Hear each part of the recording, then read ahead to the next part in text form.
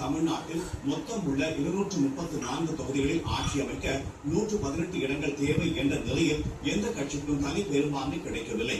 திரு விஜய் தலைமையிலான தாவேகா கடைசி நிலவரப்படி 105 தொகுதிகளில் முன்னிலையில் உள்ளது.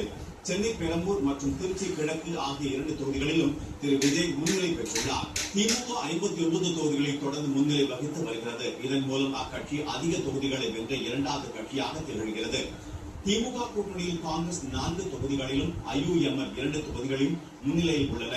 விசிக 3 தொகுதிகளிலும், மதிமுக, இந்திய கம்யூனிஸ்ட், மார்க்சிஸ்ட் கம்யூனிஸ்ட் தலா 2 தொகுதிகளிலும் முன்னிலை வகிக்கின்றன. தேமுதிக 1 தொகுதியில் முன்னிலை வகித்து வருகின்றது. அதிமுக 45 தொகுதிகளில் முன்னிலை வகிக்கிறது.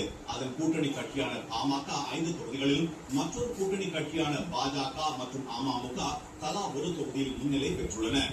திருச்சி மேற்கில் திமுக வேட்பாளர் கே. நேரு, திருவாரூர் தொகுதியில் திமுக சார்பில்